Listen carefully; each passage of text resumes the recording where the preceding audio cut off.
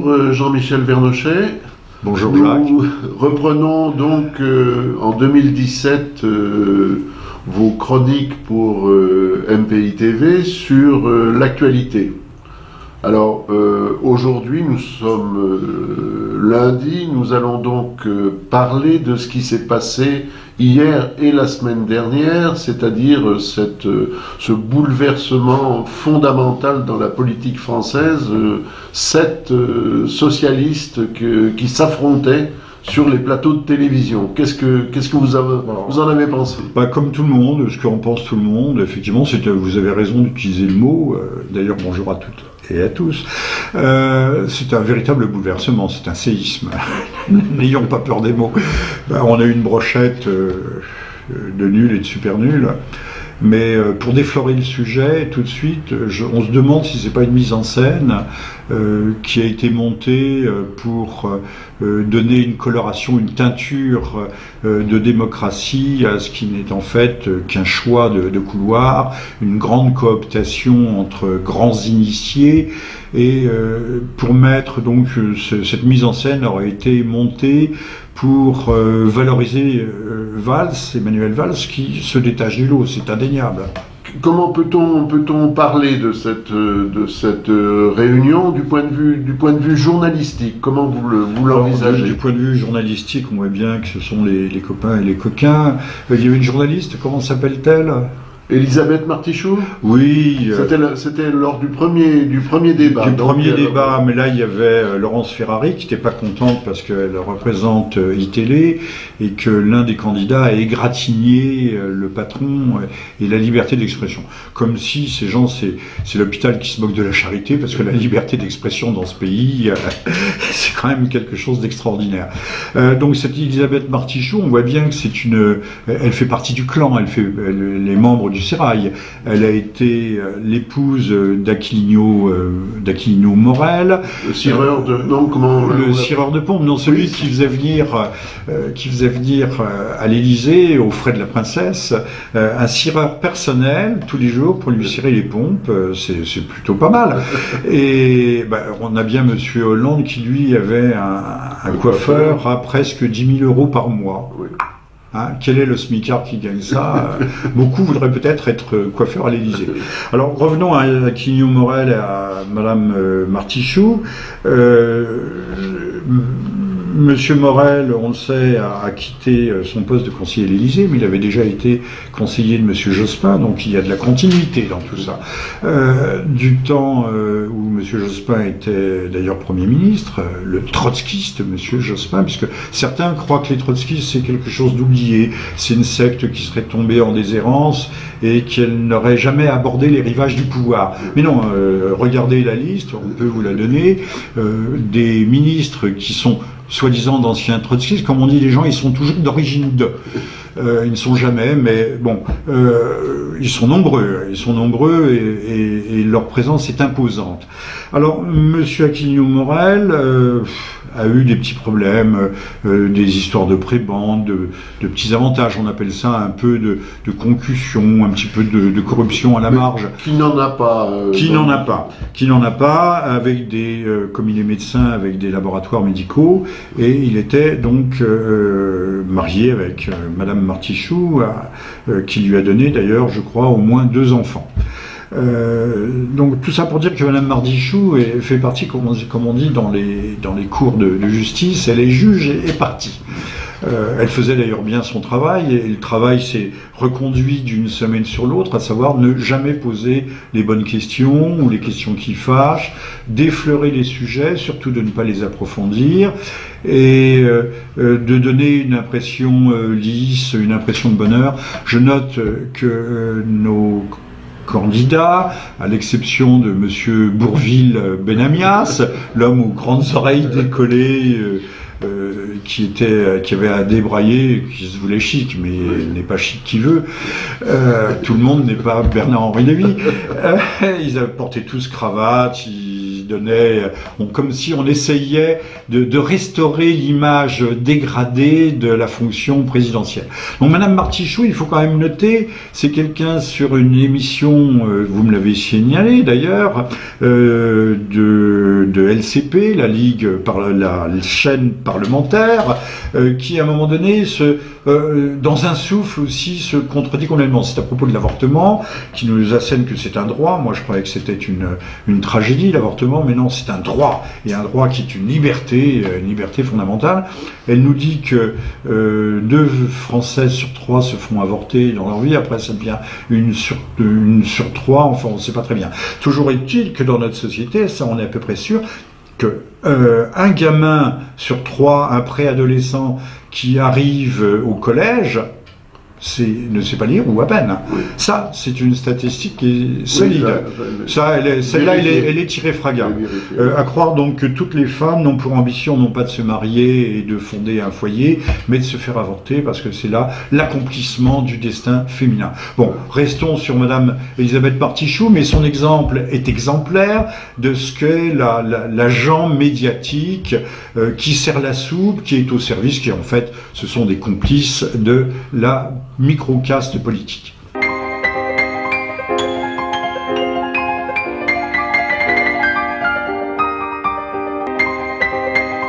De quoi ont-ils parlé hier? Dites-nous un petit peu. On parle de tout et de rien. On effleure, on retire. Alors il y a un sujet qui m'a particulièrement interpellé, c'est le revenu universel. Parce que c'est la dernière trouvaille, le dernier machin, c'est le dernier hochet, le miroir aux alouettes up-to-date, qui permet de faire miroiter des lendemains qui chantent, qui sont toujours des lendemains qui déchantent, mais des lendemains qui chantent. Tout le monde va toucher un petit revenu minimum. D'ailleurs, notre RSA. C'est déjà plus ou moins mis en œuvre en Finlande. En juin 2017, la Gascogne ou la Gironde devrait expérimenter ce revenu universel. Alors on nous dit qu'il est universel. Ça, j'adore. Il est universel. Donc tout le monde, même les riches, même les super riches, tout le monde va toucher. Oui. Bon, alors j'ai écouté l'autre jour la télévision radio publique oblige, c'est un service public payé par nos deniers. J'ai écouté l'émission de monsieur Patrick Cohen, qui recevait monsieur Daniel Cohen, directeur de recherche, d'études, d'enseignement, d'économie à l'école normale supérieure, excusez du peu, c'est lui qui forme nos élites et même nos super élites, qui nous expliquait que finalement ce revenu universel c'était la meilleure bonne chose, parce que d'abord ça permettrait aux salariés d'être en position plus solide pour négocier avec leur patron, négocier leur salaire. Oui, ça semble extraordinaire comme raisonnement, mais c'est des raisonnements que des super caïds de l'économie vous assènent. Oui. Je croyais d'ailleurs qu'il y avait des accords par branche d'activité, par secteur, etc., qu'il y avait des accords collectifs, et puis que peut-on négocier? En général, c'est de gré à gré avec un petit patron dans une entreprise à la fois patrimoniale et familiale. Bon, revenons là-dessus, donc ça c'est son grand argument, mais en fait, que nous dit-il à propos de l'universalité de cette mesure, de cette rétribution? C'est qu'en fait, bien sûr, dans la même phrase, il nous dit ça s'adresse à tout le monde, sans discrimination, sans exigence d'ailleurs de recherche d'un emploi, sans rien, pour les riches comme pour les pauvres. Et puis il nous dit quand même, c'est une mesure qui a pour vocation de cibler les revenus en dessous de 2000 euros. Ah, oui. C'est universel, mais en fait, c'est un super bonus à ceux qui touchaient déjà le RSA ou pas le RSA, ou qui étaient au SMIC. Donc ceux qui étaient au SMIC, effectivement, seront contents. Mais auront-ils envie véritablement de travailler dès lors qu'ils auront un revenu suffisant, assuré par l'État? Oui. Donc ces gens... Non mais je me souviens d'un dénommé Isolet. Isolet écrivait dans les années 20, il était professeur au Collège de France, s'exprimant dans un français absolument déplorable, écrivant comme une bûche, Et il avait écrit plusieurs livres, Paris, capitale des religions, etc. Des trucs merveilleux. Et Isolet nous disait, l'Église est la chose la plus fantastique qui ait jamais été inventée, de 2000 ans d'histoire ou presque, c'est le socle, le pilier de la civilisation. Alors ça, dans le même souffle et dans la même phrase, il nous disait, ce pourquoi il faut détruire l'Église. Donc c'est extraordinaire. L'Église est la chose la plus merveilleuse, ce pourquoi il faut, puisque maintenant elle a fait son temps. Et donc l'autre nous dit, le revenu est universel, mais en fait il ne s'adresse qu'aux gens en dessous de 2000 € par mois. Voilà. Donc on a quand même le tableau, le portrait accompli de la pensée, de cette pensée faussement dialectique. Il n'y a rien de dialectique là-dedans, mais foncièrement, fondamentalement mensongère, manipulatrice, et qui prend surtout les Français pour des cons. En tout cas, pour plus cons qu'ils ne le sont, je l'espère et je l'imagine. Oui. Oui, mais on avait eu un peu le même coup avec les 35 heures. Je ne sais pas si vous vous souvenez, celui qui nous avait, qui avait qui avait pensé aux 35 heures. Maintenant, on pense aux 25, hein, mais on ne le dit pas trop. Oui, mais là, on va vers les 0 heures. Là, on va donc on va vous financer même si vous travaillez pas. Ce droit à la paresse magnifique, extraordinaire, soi-disant universel, est une reconnaissance implicite du droit à la paresse. C'est un livre qui avait été écrit d'ailleurs par le gendre de Karl Marx. Ça avait eu un certain succès, d'ailleurs ça perdure à travers le temps. Alors, je termine avec le dialogue de monsieur Patrick Cohen avec monsieur Daniel Cohen, l'économiste. Il nous disait, quant aux immigrés, alors là, ça c'est le bouquet final, quant aux immigrés, ils y auront droit. Il ne parle pas d'émigrés, il ne parle pas des migrants, dès qu'ils auront leur permis de séjour. Dès qu'ils seront, de toute façon, dès qu'ils seront acceptés en tant que réfugiés et autres. Donc, que M. Cohen soit rassuré. Demain matin, on a 1 milliard de miséreux qui viennent frapper à notre porte pour toucher ce revenu universel, puisque dès qu'on mettra le pied sur le territoire, dès qu'on a rempli le minimum de papiers de demande d'asile ou de je ne sais pas quoi, on aura le droit à 1 000 € par mois. Oui. Enfin, c'est pas tout à fait 1000, hein. Oui. C'est un peu moins. 800, oui. Oui, 800 et quelques. Mais est-ce que l'idée, c'était pas de supprimer un certain nombre de fonctionnaires qui devaient participer, qui devaient choisir? Non, alors l'idée, c'est de supprimer, de réduire, de compacter, d'avoir une sorte de guichet unique pour toutes les allocations diverses et variées. Mais qui était...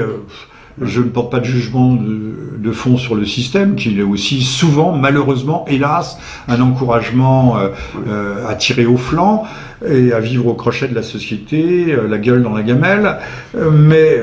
Il y en a qui ne seront pas contents que j'ai dit ça, je le sais. Mais ça avait pour avantage au moins de cibler réellement, de discriminer au sens positif du terme, c'est-à-dire d'adapter les aides en fonction des besoins, des personnes, des cas, des situations.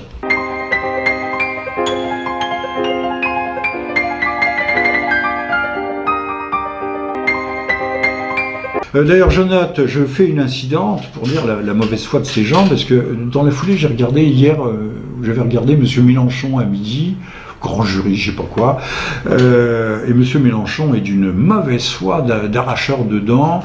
Il nous disait, M. Fillon veut, je ne suis pas forcément filloniste, n'allez rien déduire de mes propos, M. Fillon veut revenir sur les 35 heures, et couplant ça avec la défiscalisation. Mais non, M. Fillon, au contraire, ne veut pas revenir sur les 35 heures. Il dit, si nous revenons au système qui était bon, la seule chose qu'on puisse reconnaître à M. Sarkozy, c'était la défiscalisation des heures supplémentaires. Fillon dit, et avec beaucoup de bon sens et d'à propos, si on défiscalise les heures supplémentaires, restons aux 35 heures, puisque de toute façon les gens seront obligés.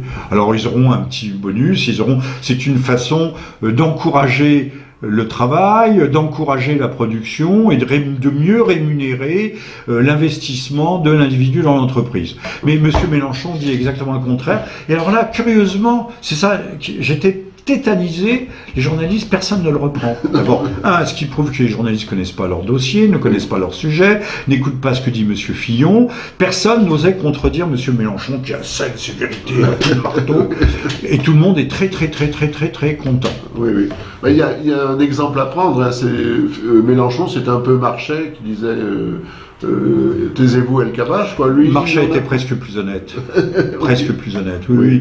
N'oubliez pas que Marchais, lui, les vidéos tournent, on peut les trouver, disant que halte à l'immigration sauvage, nous avons nos propres immigrés, nous avons nos propres travailleurs immigrés, mais maintenant il faut protéger l'emploi alors il parlait pas de Français de souche, mais de tous nos travailleurs, qu'ils soient Français d'origine ou immigrés, et on ne peut pas accepter une immigration débridée. Et Marchais était extrêmement ferme, c'était dans les années...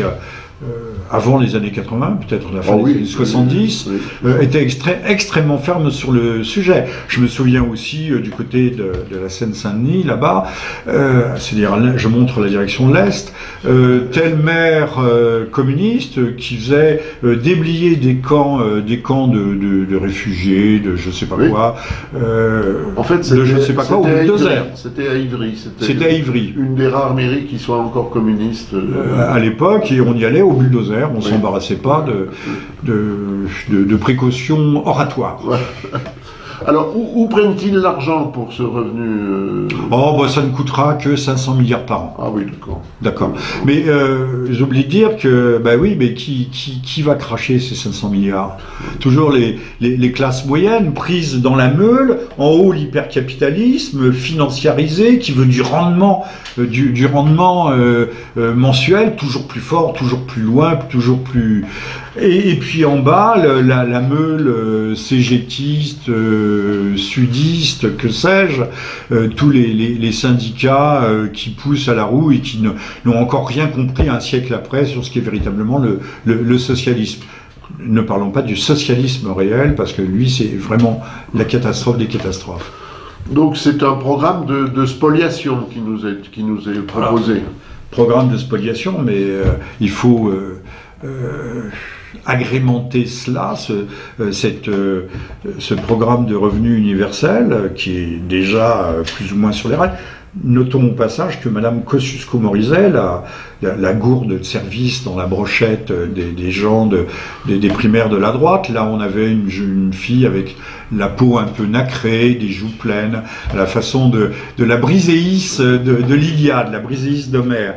Donc là aussi une gourdasse de service, une potiche, et que il y a d'autres idées beaucoup plus fortes, celle par exemple de revenir complètement, d'annuler le principe de l'héritage. C'est d'ailleurs attaquer le principe de propriété qui est inscrit en lettres de feu dans les premières constitutions françaises à partir de 1789. Donc revenir sur le droit de propriété, parce que ces gens ont compris qu'il y avait une génération qui s'appelait les baby boomers, et que ces baby boomers avaient acquis un patrimoine par leur travail, au cours des 30 Glorieuses, mais pas seulement, c'était plutôt leurs parents d'ailleurs, avaient acquis un patrimoine tout à fait alléchant, qu'il serait bon aujourd'hui de confisquer, donc en écrasant par la fiscalité. C'est comme ça qu'on fait disparaître des classes sociales entièrement, on ne les fusille pas, on ne les déporte pas au goulag, mais on les fiscalise à mort, dans le mauvais sens du terme. Donc l'héritage serait quelque chose qui serait en passe de disparaître, puisque l'héritage est injuste. Donc l'État récupérant, je fais une incidente, les milliards des congrégations, ça c'est en 1905, sous prétexte de renflouer les caisses de l'État, s'arroge le droit de redistribuer, puisque l'État est redistributeur, de redistribuer cet argent qui sera littéralement volé à ceux qui auront travaillé et économisé toute leur vie. Parce que de toute façon, alors dans la foulée, on entend des gens qui nous disent, hier, dans cette brochette, qui nous disent, il n'y a qu'une seule valeur, c'est la valeur travail, la valeur travail. Monsieur Mélenchon dit aussi, le travail. D'accord, mais le travail... mais qui voudra travailler si on sait qu'on ne pourra pas transmettre à ses enfants le fruit de son labeur, qui, d'ailleurs, à ce moment-là, le jour où toutes les maisons secondaires ou les beaux appartements des baby-boomers seront sur le marché, à la vente, qui va les acheter ? Puisqu'il n'y aura plus d'argent. Ou alors peut-être des gens de Brooklyn, des gens de Manhattan, ou de la Cité de Londres, ou de riches communautaristes argentins, que sais-je. Ce sont les mêmes qui sont précipités quand il y a eu la crise des subprimes aux États-Unis, où on rachetait à vil prix, on a racheté un énorme patrimoine immobilier, même les Français. Tout le sentier s'est précipité là-bas. Pourquoi souriez-vous ? Il faut savoir qu'il y a de l'argent, Bon, voilà. Ceux qui ont la science, de la plus-value. Je parle de Marx, évidemment.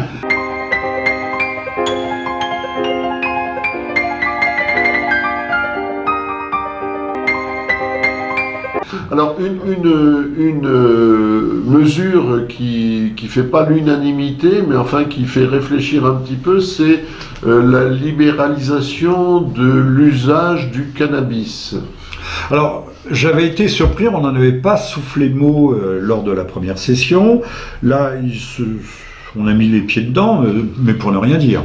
J'ai constaté... C'est M. Benamias qui... Oui, mais il n'y a pas que lui. Oui. Il n'y a pas que lui. Tous, en fait. Oui. La jolie, je ne sais pas comment elle s'appelle... Sylvia Pinel, voilà, merci Pinel. La femme aux belles joues et à la peau nacrée est également favorable. Le seul qui soit contre, c'est Valls, avec autorité et fermeté. Contre la libéralisation, contre la dépénalisation, il est clair sur le sujet. Les autres, il faut bien qu'ils alimentent les fantasmes de leur clientèle électorale et qu'ils se montrent plus libéraux que les libéraux, plus libérés que les bobos qui, depuis belle lurette, ont dépassé le hashish pour la cocaïne. Pas tous, peut-être, pas tous, non, parce que ces gens travaillent aussi. Ils travaillent, mais on sait, c'est la classe cosmopolite, la classe vagabonde, la classe ouverte sur le monde, urbaine. Puisque si on regarde bien, d'ailleurs, nos bons socialistes se désintéressent complètement des campagnes, puisque de toute façon, on vide les campagnes, on va supprimer les postes et télégraphes. Télécom, on supprime les petites cliniques, les petits hôpitaux. On n'alimente pas en Internet au débit, on les alimente pas du tout. Non, donc les campagnes sont complètement laissées à l'abandon, puisque cette France rurale, cette France vieillie, cette France désertée d'ailleurs par les paysans, il ne reste plus que de l'agro-business, des fermes... Des fermes d'agriculture, avec des fermes des 1000 vaches. Donc cette France rurale ne les intéresse pas, la France profonde ne les intéresse pas, parce que nous sommes dans une société hors sol. Donc pour revenir, j'ai constaté une chose, c'est que ces gens ne connaissent pas leur dossier, ne voient pas les implications, ne voient pas plus loin que le bout de le nez, mais ils ne veulent pas avoir plus loin que le bout de le nez. C'est comme pour le nucléaire, on ne va pas entrer dans le débat, mais l'indépendance de la France, pour l'instant, c'est le nucléaire. Le truc le moins polluant, c'est le nucléaire. Là aussi, je vais faire hurler, pardon, je vais contre la vulgate. Laissons tomber le nucléaire, revenons sur la cannabis.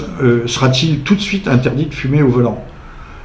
Parce que ça, c'est une bonne question. On sait que le cannabis modifie la perception de l'espace, du temps, le temps de réaction est plus long. On sait aussi que le cannabinol, je ne sais pas comment on l'appelle, ou la cannabine, ce psychotrope, détermine des lésions dans le cerveau. J'ai entendu l'autre fois un scientifique qui travaillait à Toulouse, je crois, de façon de brûler, il dit que quand on fume, c'est un tsunami qui déferle sur le cerveau. Le cerveau est littéralement en état d'implosion. On sait que ça génère des psychoses, notamment paranoïaques, même si aujourd'hui la psychiatrie nous dira que la paranoïa, ça n'existe pas. Enfin bon, des désordres psychiatriques graves et irréversibles. Personne ne le dit. Alors on essaye d'assimiler ça au pinard ou au tabac. Mais le tabac, je suis né dans un monde où le tabac ne donnait pas le cancer. Oui. Maintenant, je peux vous dire, pour être au courant de la chose de façon précise, que les cancers du poumon, le tabac n'intervient qu'à 50%. Oui. Dans le déclenchement de ce type de cancer. Bon, alors il faudrait peut-être regarder ailleurs, mais Madame Royal nous dira que c'est parce que vous mettez 3 bûches dans votre cheminée, qui a eu encore une cheminée à Paris, que nous allons déterminer 50% de la pollution particules fines de la région Île-de-France. Enfin, moi, je vois pas beaucoup de gens autour de moi qui ont des cheminées, peut-être quelques-uns le soir de Noël ou du Nouvel An, ou quand on reçoit grand-maman. Mais bon, mais Madame Royal a la vérité infuse, la vérité révélée. Alors, que dire d'autre sur le cannabis? Oui, que vous avez dit que finalement il n'y a que Valls qui se soit prononcé contre. Ce pourquoi je reviens à mon point de départ, on a vraiment l'impression que tout est fait, que cette mise en scène est montée, construite. D'ailleurs, Payon a l'air de s'emmerder ferme, il se tient bien, il est bel homme. C'est le plus intelligent de tous, parce que pour les autres, le niveau culturel et intellectuel est quand même relativement bas. Alors ne parlons pas de Desrugy, lui, il a une grosse mâchoire et il est bel homme, on dirait un ver blanc, vous savez, les cheveux blancs, teint pâle. Je fais penser à Pierre Messmer, ceux qui s'en souviendront. Et donc les autres ont l'air d'être là que comme des faire-valoir de Monsieur Valls qui apparaît, parce que demande au fond, que demande le peuple?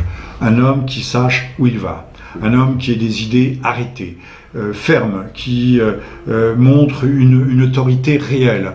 De tous, c'est encore Valls le seul qui ait ces qualités, qui apparaissent comme quelqu'un qui puisse prendre en main les destinées d'un pays. Oui.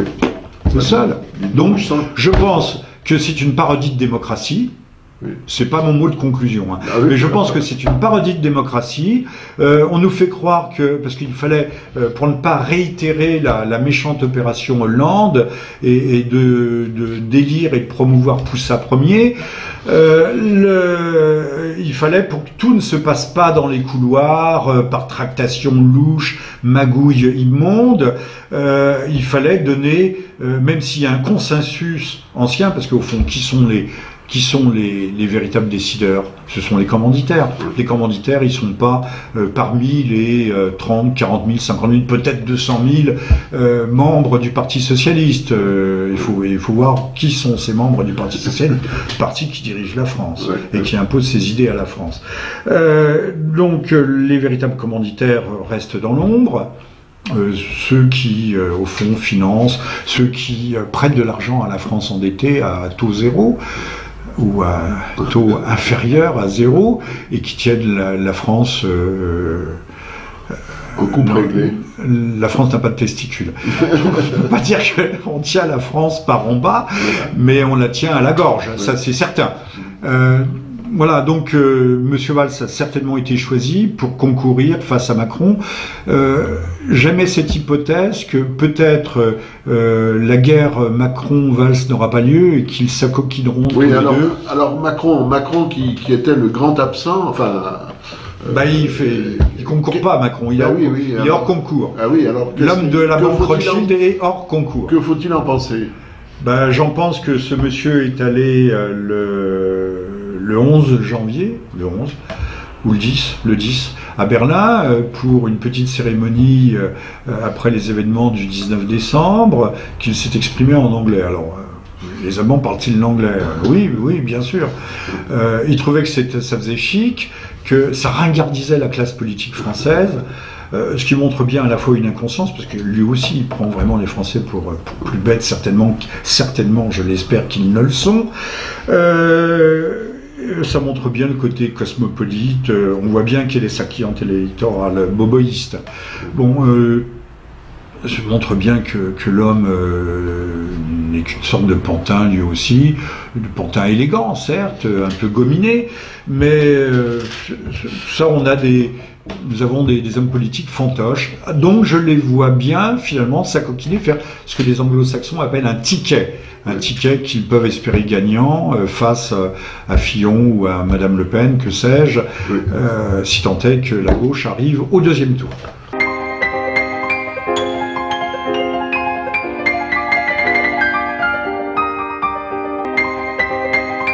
Alors, leur seul objectif, finalement, c'est battre l'extrême droite, Fillon, et la fasciste Le Pen. Oui, vous avez bien dit l'extrême droite, Fillon. C'est-à-dire la droite dure, ils le disent, ils le répètent. Oui, c'est devenu... Ça, les médias le répètent à longueur de même, ça élimine un peu Madame Le Pen, enfin ça l'écarte. C'est ce qu'ils veulent, enfin c'est ce qu'ils souhaitent. Écarte Madame Le Pen, dont on s'est amplement moqué parce qu'il est allé manger un hamburger dans la Trump Tower. On ne sait pas si elle a rencontré le grand homme, dans tous les sens du terme. Je fais une incidente que j'ai entendue ce matin, France Inter, à 9h moins 3, il y avait une dame, inutile de dire le nom, qui était parfaitement sur une chaîne, payée par les impôts des Français, parfaitement ordurière à l'égard de Donald Trump, qui, dans 3 jours, sera le président des États-Unis. Normalement, ça tombe sous le coup de la loi, insulte à chef d'État étranger, ça tombe sous le coup de la loi en France, mais qui va aller poursuivre cette donzelle? Mais quand je dis ordurière, c'était au niveau de la pissotière, au sens propre du terme. Oui. Et ça faisait rire Monsieur Cohen, animateur de la matinale, comme d'habitude, mais c'est consternant, c'est affligeant pour la France. Comment est-on tombé aussi bas au niveau de la pissotière? Voilà. Merci France Inter. Oui. Chacun peut réécouter, peut y aller. Donald Trump s'est-il fait faire pipi dessus dans une chambre d'hôtel à Moscou par des prostituées russophobes et incontinentes?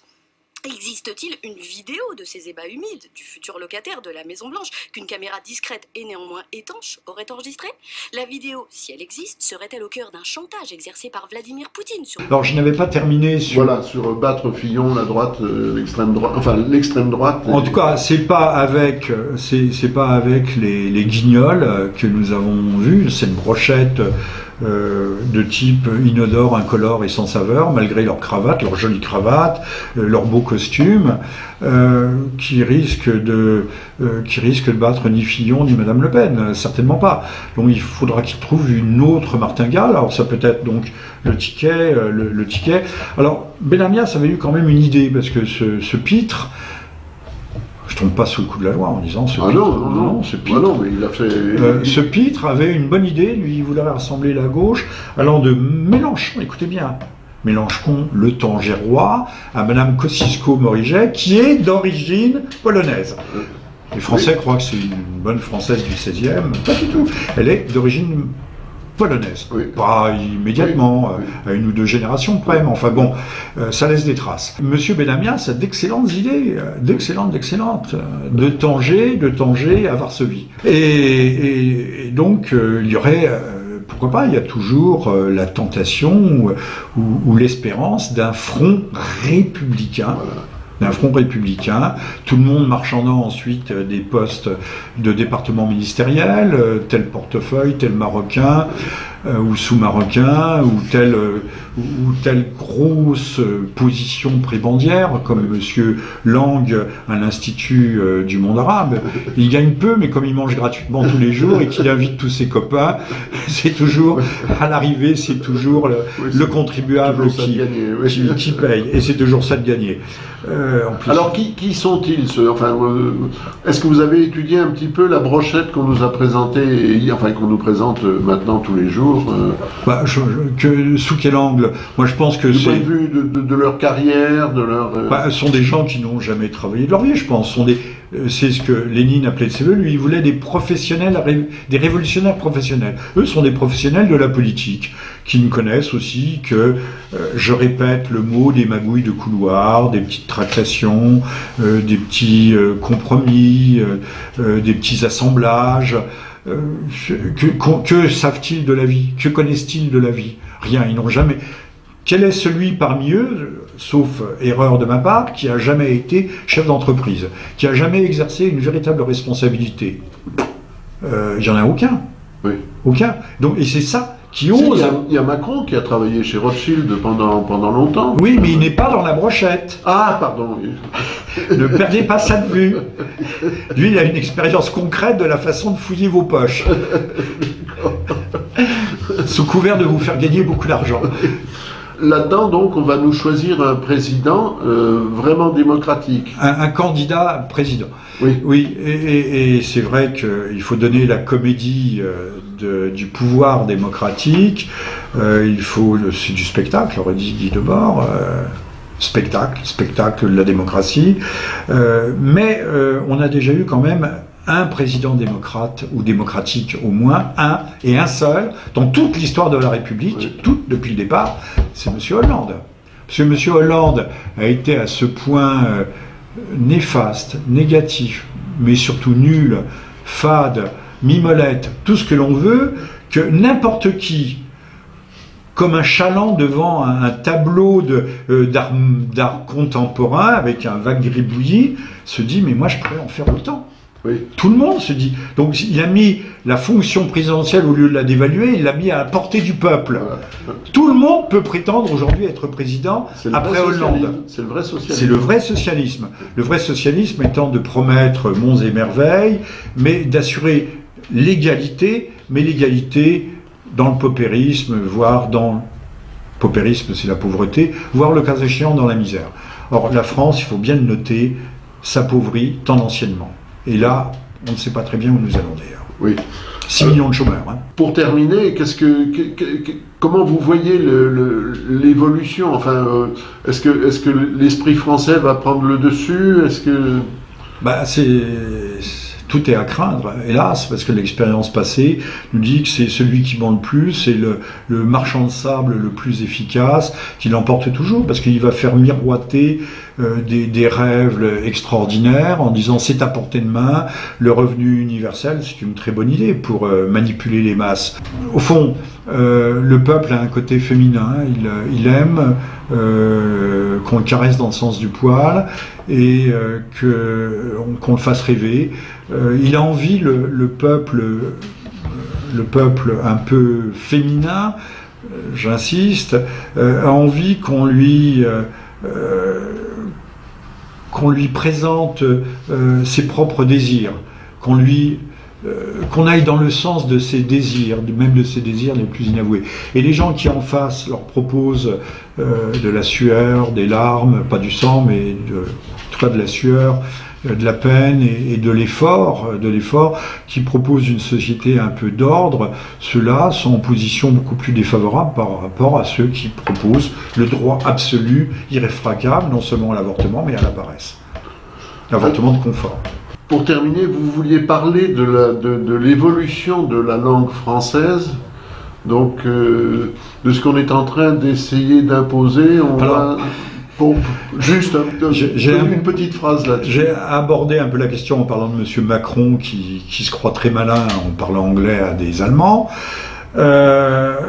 Madame Belkacem vient, alors ce n'est pas un arrêté ministériel, mais on vient de donner des instructions. On est en train de passer tout doucement, de glisser vers ce qu'ils appellent le prédicat. Alors, ça a été évoqué hier soir. Personne ne comprenait rien à cette histoire de prédicat, c'est-à-dire qu'avant, on avait un sujet, un verbe, un objet. La façon dont le verbe étant l'action du sujet sur le monde. Maintenant, on aura un sujet et un prédicat, c'est-à-dire un verbe et un objet confondus. Comme le turc, le français est en train de devenir une langue agglutinante. On agglutine. Le sujet ne se distingue plus véritablement de son objet, donc en fait on personnalise le propos. Les Anglais ont l'habitude de dire, pour ne pas fâcher l'interlocuteur, nothing personal, rien de personnel. Maintenant tout ce que l'on dira deviendra personnel. Donc puisqu'on va coller, c'est le sujet qui formera avec le prédicat, qui formera une sorte de nouveau bloc. Qui sera engagé, le sujet sera engagé dans le prédicat. Je ne sais pas si vous comprenez, mais c'est à peu près ça. Donc ça me paraît extrêmement grave. On est en train de démantibuler le français, la langue française qui est l'être au monde. Donc on glisse très rapidement vers la novlangue de M. Orwell. Moins il y a de concepts, moins il y a de mots, moins au fond on pense, mais on est capable de se représenter le monde. Moins on maîtrise la langue, et moins on est un sujet libre, puisqu'on n'a plus les mots pour représenter, pour agir sur le monde. À telle enseigne d'ailleurs que maintenant, l'orthographe ne sera plus orthographe, puisque ce qui l'emportera, c'est la façon dont celui qui écrit aura perçu reperçu les mots, le sens des mots, donc il pourra les écrire à peu près comme il le voudra, comme cela lui chantera, puisque de toute façon maintenant ce sont les élèves même totalement analphabètes qui font les cours aux enseignants. On n'arrête pas le progrès, sauf que maintenant les choses s'accélèrent, nous sommes sur un toboggan, alors il serait temps quand même que nous nous arrêtions à mi-parcours. Eh bien, nous reviendrons sur le sujet qui sera important à l'époque la semaine prochaine, l'élection de Donald Trump, l'intronisation, la prestation de serment. Mais restons sur ce sujet socialiste. Alors, juste un mot, c'est que hélas, des rumeurs déstabilisantes circulent et nous l'aborderons la semaine prochaine, sur la volonté de déstabilisation, de délégitimation, j'évoquais France Inter ce matin, de délégitimation dans les opinions publiques, non seulement américaines mais internationales, de Donald Trump. Et vous savez que quand on veut abattre quelqu'un, on commence par le décrédibiliser et même le diaboliser. Donc France Inter a participé de façon éblouissante à cette procédure, à ce processus totalement ignominieux. Nous terminons là-dessus, évidemment. Merci Jean-Michel. Merci à toutes et à tous et à très bientôt.